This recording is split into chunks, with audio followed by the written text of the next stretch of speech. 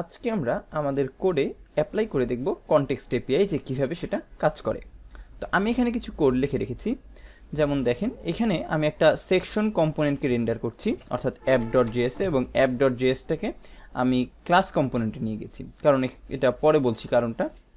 এবং এই সেকশন ওয়ানটা কি, আমরা যদি এখানে যাই কম্পোনেন্টসের ভেতরে, সেকশন ওয়ান নিজেও একটা ফাংশনাল কম্পোনেন্ট, এবং সে একটা h1 প্রিন্ট করে, এবং সে আবার কল করছে সেকশন 2কে।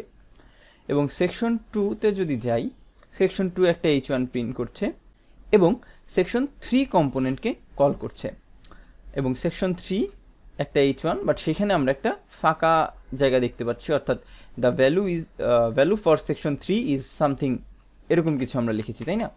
তো এখন যদি এটাকে আমরা একটু রান দিই এবং ব্রাউজারে যাই, দেখেন এরকম একটা আউটপুট আসছে। তো আমরা কিন্তু অ্যাপ ডট জেএস থেকে শুধু এটা কল করেছি, এবং সেকশন 1 থেকে এটা কল হয়েছে, এবং সেকশন 2 থেকে এটা কল হয়েছে। অর্থাৎ নেস্টেড যেই ডায়াগ্রামটা দেখেছিলাম আমরা প্রিভিয়াসলি, কাইন্ড অফ ওইরকম একটা ডায়াগ্রাম আমরা কিন্তু এখানে নিয়ে এসেছি। এখন আমরা যেটা চাচ্ছি, এই যে সেকশন 3 আছে, এইখানে একটা ভ্যালু পাস করবো, এবং সেটা আমরা এখানে দেখাতে চাই।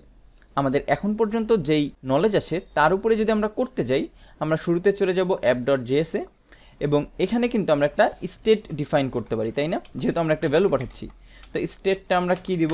স্টেটটা দিব আমরা কাউন্ট দিয়ে এটার ভ্যালু দিচ্ছি আমি 1। এবং এই যে স্টেট আছে, এইটাকে কিন্তু আমরা সেন্ড করে দেব কোথায়? আমাদের এই যে সেকশন 1 কল হয়েছে বা কম্পোনেন্টটা কল হয়েছে সেখানে। তো এখানে আমরা এটার নাম জাস্ট সিম্পলি ভ্যালু দিব, ভ্যালু প্রপস হিসেবে কাইন্ড অফ যাবে, এবং এখানে আমরা দিস ডট কাউন্ট বলে ভ্যালুটা পাস করে দিলাম। তো এইটা যেহেতু একটা ফাংশনাল কম্পোনেন্ট, এই ভ্যালুটা কোথায় যাবে?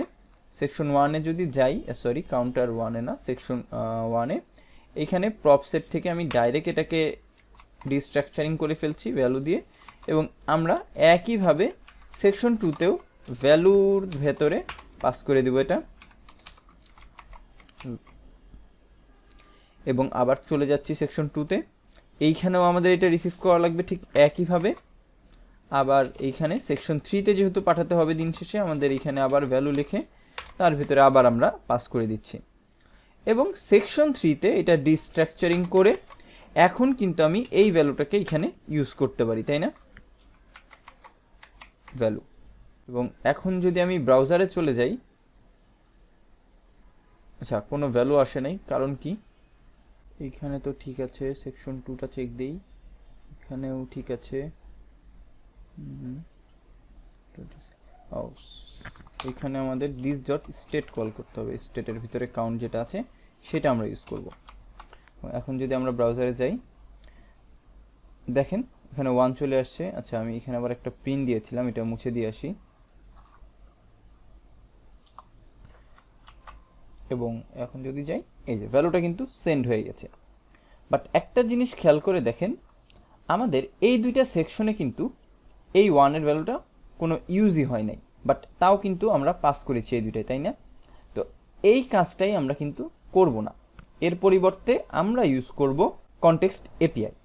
তো এর জন্য আমরা এই কম্পোনেন্টের ভেতরেই আর একটা নতুন ফাইল নিচ্ছি, যেটার নাম আমরা দিচ্ছি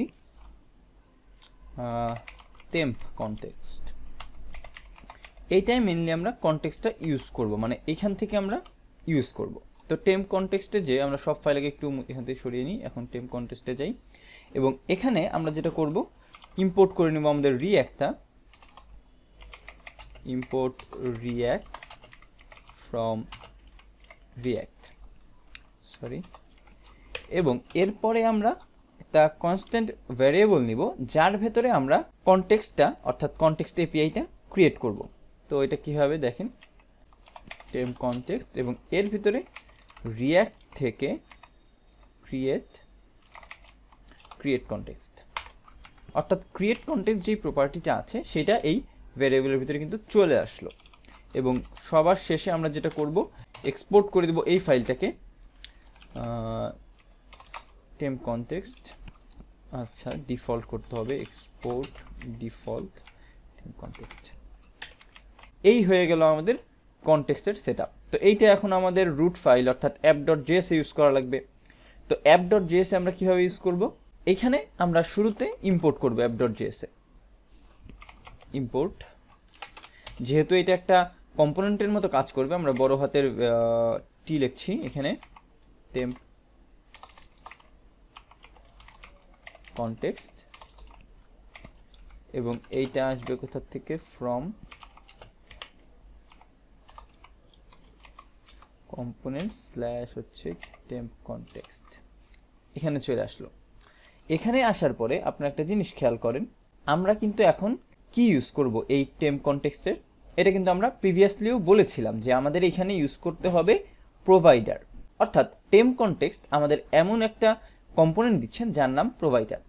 সেটা যদি এখানে আমরা ইউজ করতে যাই, আমরা কি করব, যে সেকশন 1 এর সাথেই তো আমরা ইউজ করব, তাই না?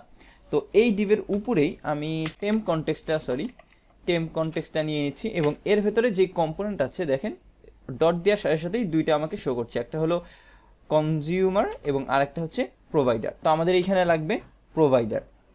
এই প্রোভাইডারের ভেতরে আমরা পাস করব সেকশন 1, এবং এটা আমি জাস্ট কাট করে নিই এবং এখানে পেস্ট করে দিলাম। তো এখন একটা জিনিস দেখেন, যেহেতু আমরা কনটেক্সট এপিআই ইউজ করছি, আমাদের এই ভ্যালুটা এইভাবে সেভ করা লাগবে না। আমরা এটাকে কাট করে নিই, এবং এখন আমরা ভ্যালুটা কই সেট করব, অবশ্যই আমাদের কনটেক্সট এপিআই। এখানে আমরা ভ্যালু হিসেবে বলে দিতে পারি যে আমরা কোন ভ্যালুটা দিতে চাচ্ছি। আমাদের স্টেটের পুরো ভ্যালুটা আমরা দিব এখানে, আলাদা করে আমরা ওই একটা ভ্যালু বা একটা কাউন্টের ভ্যালু না দিয়ে আমরা পুরো স্টেটের ভ্যালুটাই কিন্তু এখান থেকে সেন্ড করে দিলাম। এর ফলে যেটা হবে, প্রোভাইডারে কিন্তু আমার ভ্যালুটা সেট করা শেষ, তাই না? এবং এখন আমরা চলে যাব সেকশন 3-তে, এবং এইখানে আমাদের এই ভ্যালুটা, আচ্ছা ভ্যালুটা আগে আমি ডিস্ট্রাকচারিংটা বাদ দিয়ে দিই, এখানে এইভাবে ভ্যালুটা ইউজ হবে না। আমরা সেকশন 2-তে চলে যাই, এখানেও আমাদের ভ্যালু পাস করতে হবে না, এখানেও ভ্যালু পাস করব না। এবং সেকশন 1-এ যাই, এখানেও আমরা ভ্যালু পাস করব না সেকশন 2-তে। ডিস্ট্রাকচারিংয়ের কোনো দরকারই নেই, সবগুলো সেভ দিয়ে দিই। এবং সেকশন 3-তে ফিরে যাই। এখানে আমরা কি ইউজ করব, এখানে শুরুতে আমরা যেটা করব, ইম্পোর্ট করে নিয়ে আসবো, যেহেতু আমাদের এখানে শো করতে হবে কনটেক্সট এপিআইটা, তো আমরা যেটা করব ইম্পোর্ট করব। তো এটা আমরা এইভাবে না করে app.js থেকে জাস্ট কপি করে নিয়ে আসলেও হবে। নিয়ে এসে সেকশন 3-তে চলে যাই, এখানে এটা পেস্ট করে দিই। তো এই যে চলে আসলো এটা, এইটা আমরা ইউজ করব কোথায়, আমাদের এই সেকশন 3-তে, তাই না? তো আমরা যেটা করব, এখানে একটা ভ্যারিয়েবল নেই যেটার নাম দিলাম আমি কনটেক্সট, এবং এই কনটেক্সটের ভেতরে আমরা কি করব, ইউজ কনটেক্সট নামে আমাদের একটা মেথড আছে, সেটা রিয়াক্ট প্রোভাইড করছে সেটা। এবং এখানে কোন কনটেক্সটটা ইউজ হবে, এই যে টেম্প কনটেক্সট আছে না, এটা যখনই আমি এখানে লিখব, এর প্রপার্টিগুলো এখানে চলে আসলে একটা ইরর দিয়েছে, এটা পরে দেখছি। এটা এখানে লিখে ফেললাম, এবং এইখান থেকে আমরা ভ্যালুটা ডিস্ট্রাকচারিং করে ফেলবো, যেই ভ্যালুটা আমরা লিখছিলাম, অর্থাৎ ওই ভ্যালুটা যে পাস করছিলাম সেটা, এখানে সেটা হবে হলো ভ্যালুটা নিয়ে নেই।